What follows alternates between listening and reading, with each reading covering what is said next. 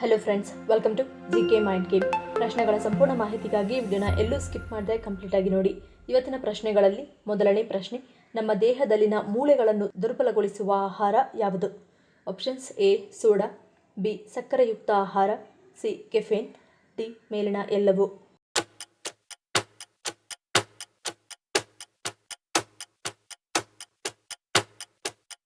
ಸರಿಯಾದ ಉತ್ತರ option D ಮೇಲಿನ ಎಲ್ಲವೂ. ಅತಿಯಾದ ಕೆಫೇನ್ ಸೇವನೆಯು ಋತುಬಂಧಕ್ಕೊಳಗಾದ ಮಹಿಳೆಯರಲ್ಲಿ ಮೂಳೆ ಸಾಂದ್ರತೆಯ ಕುಸಿತಕ್ಕೆ ಕಾರಣವಾಗಬಹುದು ಹಾಗೂ ಕೆಫೇನ್ ಮೂಳೆಗಳಿಂದ ಕ್ಯಾಲ್ಸಿಯಂ ಹೀರಿಕೊಂಡು ಮೂಳೆಗಳು ದುರ್ಬಲವಾಗುತ್ತವೆ. ಅತಿಯಾಗಿ ಸಿಹಿ ತಿಂಡಿಗಳನ್ನು ತಿನ್ನುವುದರಿಂದ ಪೋಷಕಾಂಶಗಳು ಕಳೆದು ಹೋಗುತ್ತವೆ. ಸಕ್ಕರೆಯು ನಿಮ್ಮ ಶಕ್ತಿಯ ಮಟ್ಟವನ್ನು ಅಡ್ಡಿಪಡಿಸಬಹುದು ಮತ್ತು ದೇಹದಲ್ಲಿ ಖನಿಜ ಅಸಮತೋಲನವನ್ನು ಉಂಟು ಮಾಡಬಹುದು. ಸೋಡಾ ಪಾನೀಯಗಳು ಮೂಳೆ ಸಾಂದ್ರತೆಯನ್ನು ಕಡಿಮೆ ಮಾಡುತ್ತದೆ, ಅದರಿಂದ ನೀವು ಆಗಾಗ್ಗೆ ಮೂಳೆ ಮತ್ತು ಕೀಲು ನೋವನ್ನು ಅನುಭವಿಸುವ ಸಾಧ್ಯತೆ ಹೆಚ್ಚು. ದಿನಕ್ಕೆ ಸೂಕ್ತವಾದ ಉಪ್ಪು ಸೇವನೆಯು 2300 ಮಿಲಿಗ್ರಾಂ ಆಗಿರುತ್ತದೆ. ಹೆಚ್ಚುವರಿ ಉಪ್ಪನ್ನು ತಿನ್ನುವುದು ಮೂಳೆಗಳನ್ನು ದುರ್ಬಲಗೊಳಿಸುವುದು ಮಾತ್ರವಲ್ಲದೆ ಪುರುಷರು ಮತ್ತು ಮಹಿಳೆಯರಲ್ಲಿ ಆಸ್ಟಿಯೋಪೊರೋಸಿಸ್ಗೆ ಕಾರಣವಾಗುತ್ತದೆ. ಎರಡನೇ ಪ್ರಶ್ನೆ, ನಿಮ್ಮ ಹೃದಯ ಆರೋಗ್ಯಕರವಾಗಿದೆ ಎಂದು ತಿಳಿಸುವ ಲಕ್ಷಣಗಳು ಯಾವುವು? ಆಪ್ಷನ್ಸ್: ಎ ಸ್ಥಿರ ನಾಡಿಮಿಡಿತ, ಬಿ ನಾರ್ಮಲ್ ಬಿಪಿ, ಸಿ ಎದೆನೋವು ಇಲ್ಲದಿರುವುದು, ಡಿ ಸಾಮಾನ್ಯ ಉಸಿರಾಟ.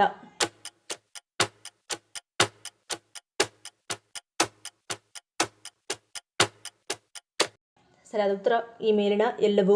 ಹೃದಯವು ನಿಮ್ಮ ದೇಹದ ಪ್ರತಿಯೊಂದು ಕೋಶವನ್ನು ಪೋಷಿಸಲು ರಕ್ತವನ್ನು ಪಂಪ್ ಮಾಡುತ್ತದೆ, ರಕ್ತದೊತ್ತಡವನ್ನು ನಿಯಂತ್ರಿಸುತ್ತದೆ ಮತ್ತು ದೈಹಿಕ ಚಟುವಟಿಕೆಯನ್ನು ಬೆಂಬಲಿಸುತ್ತದೆ. ಶ್ರಮದ ಸಮಯದಲ್ಲಿಯೂ ಆರಾಮವಾಗಿ ಉಸಿರಾಡುವುದು ಎಂದರೆ ಹೃದಯದ ಉತ್ತಮ ಕಾರ್ಯನಿರ್ವಹಣೆ. ಎದೆನೋವು ಇಲ್ಲ ಎಂದರೆ ಸರಿಯಾದ ರಕ್ತ ಪರಿಚಲನೆ ಮತ್ತು ಅಪಧಮನಿಯ ಅಡಚಣೆ ಕನಿಷ್ಠವಾಗಿರುತ್ತದೆ. ಎದೆಯಲ್ಲಿ ಬಿಗಿತ ಅಥವಾ ಒತ್ತಡವಿಲ್ಲದಿರುವುದು. ಸಮತೋಲಿತ ಕೊಲೆಸ್ಟ್ರಾಲ್ ಅಪಧಮನಿಗಳನ್ನು ಸ್ವಚ್ಛವಾಗಿರಿಸುತ್ತದೆ ಮತ್ತು ಪ್ಲೇಕ್ ರಚನೆಯನ್ನು ಕಡಿಮೆ ಮಾಡುತ್ತದೆ. ಹೃದಯವು ಆಮ್ಲಜನಕವನ್ನು ಪರಿಣಾಮಕಾರಿಯಾಗಿ ಪಂಪ್ ಮಾಡುತ್ತದೆ ಹಾಗೂ ಸ್ನಾಯುಗಳು ಸರಿಯಾದ ರಕ್ತದ ಹರಿವನ್ನು ಪಡೆಯುತ್ತದೆ. ಆರೋಗ್ಯಕರ ಹೃದಯವು ಸ್ಥಿರವಾದ ಲಯದಲ್ಲಿ ಬಡಿಯುತ್ತದೆ, ತುಂಬಾ ವೇಗವಾಗಿಯೂ ಅಲ್ಲ, ನಿಧಾನವಾಗಿಯೂ ಅಲ್ಲ, ಅಂದರೆ ವಿಶ್ರಾಂತಿಯಲ್ಲಿ 60 ರಿಂದ 100 bpm ಇರುತ್ತದೆ. ಮೂರನೇ ಪ್ರಶ್ನೆ, ಸಂಸ್ಕೃತದಲ್ಲಿ ದೇಹದ ಯಾವ ಭಾಗವನ್ನು ಉತ್ತಮಾಂಗ ಎಂದು ಕರೆಯಲಾಗುತ್ತದೆ? ಆಪ್ಷನ್ಸ್: ಎ ಎದೆ, ಬಿ ತಲೆ, ಸಿ ಹೊಟ್ಟೆ, ಡಿ ಹೃದಯ.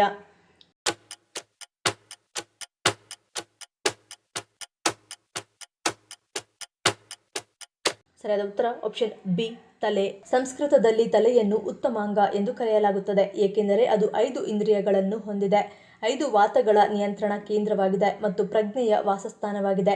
ತಲೆಗೆ ಎಣ್ಣೆ ಹಚ್ಚುವುದರಿಂದ ಮನಸ್ಸಿನ ಇಂದ್ರಿಯಗಳು ಮತ್ತು ಭಾವನಾತ್ಮಕ ಕಾರ್ಯಗಳು ಸಕ್ರಿಯಗೊಳ್ಳುತ್ತವೆ ಮತ್ತು ವಾತ ಮತ್ತು ಪಿತ್ತ ದೋಷಗಳನ್ನು ಸಮತೋಲನದಲ್ಲಿಡುತ್ತವೆ. ಇಷ್ಟೇ ಅಲ್ಲ, ಇದು ಕೂದಲಿನ ಉತ್ತಮ ಬೆಳವಣಿಗೆಗೆ ಸಹಾಯ ಮಾಡುತ್ತದೆ. ನಾಲ್ಕನೇ ಪ್ರಶ್ನೆ, ಡಾರ್ಕ್ ಟೂರಿಸಂ ಅಥವಾ ಕಪ್ಪು ಪ್ರವಾಸೋದ್ಯಮ ಎಂದರೇನು? ಆಪ್ಷನ್ಸ್: ಎ ಯುದ್ಧ ಸ್ಥಳ, ಬಿ ಭಯಾನಕ ಸ್ಥಳ, ಸಿ ಗುಹೆಗಳು, ಡಿ ಸುರಕ್ಷಿತವಲ್ಲದ ಪ್ರವಾಸ.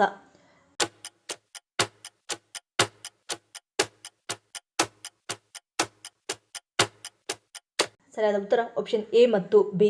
ಡಾರ್ಕ್ ಪ್ರವಾಸೋದ್ಯಮವನ್ನು ಕಪ್ಪು ಪ್ರವಾಸೋದ್ಯಮ ಎಂದು ಸಹ ಕರೆಯುತ್ತಾರೆ. ಇದರಲ್ಲಿ ಜನರು ಒಮ್ಮೆ ಭೀಕರ ಅಪಘಾತ, ಯುದ್ಧ ಅಥವಾ ಭಯಾನಕ ಘಟನೆ ನಡೆದ ಸ್ಥಳಗಳಿಗೆ ಹೋಗುತ್ತಾರೆ. ಕಳೆದ ಕೆಲವು ವರ್ಷಗಳಿಂದ ಈ ರೀತಿಯ ಪ್ರವಾಸೋದ್ಯಮವು ಸಾಕಷ್ಟು ಜನಪ್ರಿಯವಾಗಿದೆ. ಅವುಗಳಲ್ಲಿ ಹಳೆಯ ಯುದ್ಧಭೂಮಿಗಳು ಕೂಡ ಸೇರಿವೆ. ಉದಾಹರಣೆಗೆ, ನೈಸರ್ಗಿಕ ವಿಕೋಪಗಳಿಂದ ನಾಶವಾದ ಪ್ರದೇಶವಾಗಿರುವ ತಮಿಳುನಾಡಿನ ಧನುಷ್ಕೋಡಿಗಳಂತಹ ಸ್ಥಳವಾಗಿವೆ. ಇಂತಹ ಸ್ಥಳಗಳಲ್ಲಿ ಭೂತಪ್ರೇತಗಳ ಸ್ಥಳಗಳು ಕೂಡ ಸೇರಿರುತ್ತವೆ. ಇಂತಹ ಸ್ಥಳಗಳ ಅನ್ವೇಷಣೆಯನ್ನು ಡಾರ್ಕ್ ಪ್ರವಾಸೋದ್ಯಮ ಎಂದು ಕರೆಯಲಾಗುತ್ತದೆ. ಐದನೇ ಪ್ರಶ್ನೆ, ಮೂತ್ರಪಿಂಡದಲ್ಲಿನ ಕಲ್ಲು ಮೂತ್ರದ ಮೂಲಕ ಹೋಗಿರುವುದನ್ನು ತಿಳಿಸುವ ಸೂಚನೆ ಯಾವುದು? ಆಪ್ಷನ್ಸ್: ಎ ಮೂತ್ರದ ಬಣ್ಣ, ಬಿ ನೋವುರಹಿತ, ಸಿ ಹೆಚ್ಚು ಹಸಿವಾಗುವುದು, ಡಿ ಬಾಯಾರಿಕೆ.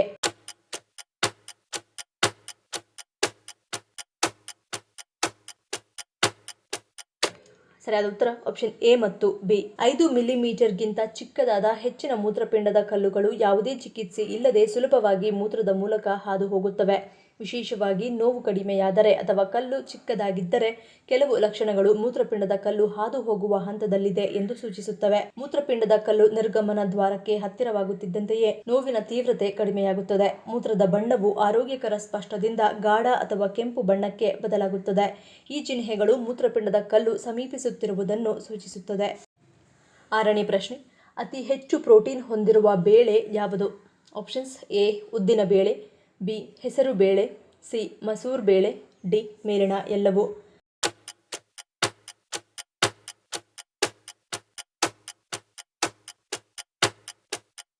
ಸರಿಯಾದ ಉತ್ತರ ಆಪ್ಷನ್ ಡಿ ಮೇಲಿನ ಎಲ್ಲವೂ.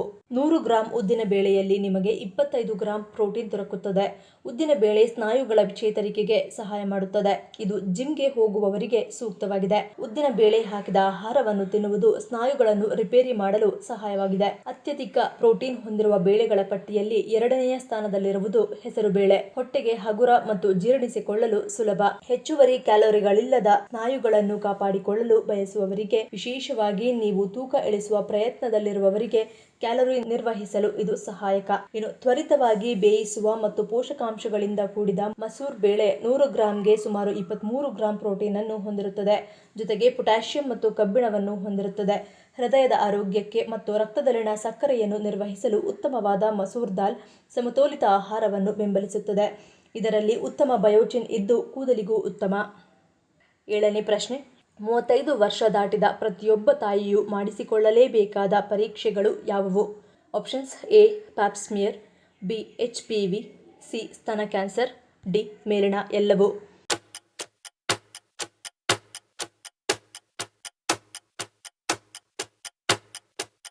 ಸರಿಯಾದ ಉತ್ತರ ಆಪ್ಷನ್ ಡಿ ಮೇಲಿನ ಎಲ್ಲವೂ.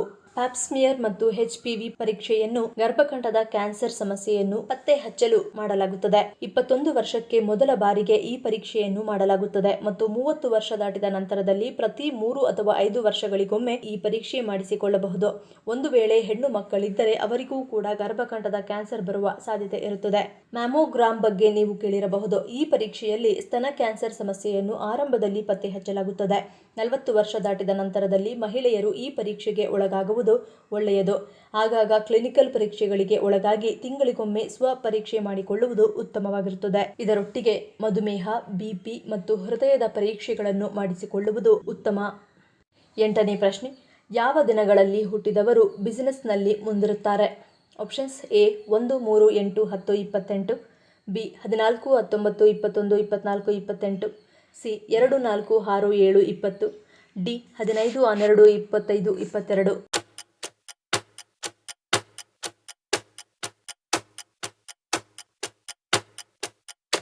ಸರಿಯಾದ ಉತ್ತರ ಆಪ್ಷನ್ ಎ ಮತ್ತು ಬಿ. ನ್ಯೂಮರಾಲಜಿಯ ಪ್ರಕಾರ 1, 3, 8, 10, 14, 19, 21, 24, 28 ಮತ್ತು 30 ತಾರೀಕುಗಳಲ್ಲಿ ಹುಟ್ಟಿದವರಲ್ಲಿ ಬಿಸಿನೆಸ್ ಮ್ಯಾನ್ ಆಗಿ ಬೆಳೆಯುವ ಚಾನ್ಸ್ ಹೆಚ್ಚಾಗಿರುತ್ತದೆ. ಇವರಿಗೆ ನೈಸರ್ಗಿಕ ಲೀಡರ್ಶಿಪ್ ಗುಣಗಳು, ಸರಿಯಾದ ಸಮಯದಲ್ಲಿ ಸರಿಯಾದ ನಿರ್ಧಾರ ತೆಗೆದುಕೊಳ್ಳುವ ನೈಪುಣ್ಯತೆ ಇರುತ್ತದೆ.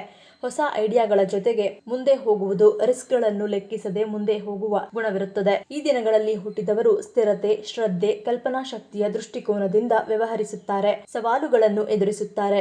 ಸೋಲುಗಳಿಂದ ಪಾಠ ಕಲಿಯುತ್ತಾರೆ. ಅವರು ಮಾರ್ಕೆಟ್ ಟ್ರೆಂಡ್ಗಳನ್ನು ಸಮರ್ಥವಾಗಿ ಅರ್ಥ ಮಾಡಿಕೊಂಡು ಹೊಸತನದ ಸ್ಟ್ರಾಟಜಿಗಳನ್ನು ರೂಪಿಸಿಕೊಳ್ಳಬಹುದು. ಇದು ಅವರಿಗೆ ಉಳಿದವರ ಜೊತೆ ಹೋಲಿಸಿದರೆ ವಿಶೇಷ ಗುರುತನ್ನು ತರುತ್ತದೆ. 9ನೇ ಪ್ರಶ್ನೆ. 54 ವರ್ಷಗಳ ನಂತರ ಮತ್ತೆ ಕತ್ತಲೆಯಲ್ಲಿ ಮುಳುಗಿದ ದೇವಾಲಯ ಯಾವುದು? ಆಪ್ಷನ್ಸ್ ಎ ಕೇದಾರನಾಥ ದೇವಾಲಯ, ಬಿ ಅಮೃತ್ಸರ್ ಸುವರ್ಣ ದೇವಾಲಯ, ಸಿ ವೈಷ್ಣೋದೇವಿ ದೇವಾಲಯ, ಡಿ ಕಾಶಿ ವಿಶ್ವನಾಥ ದೇವಾಲಯ.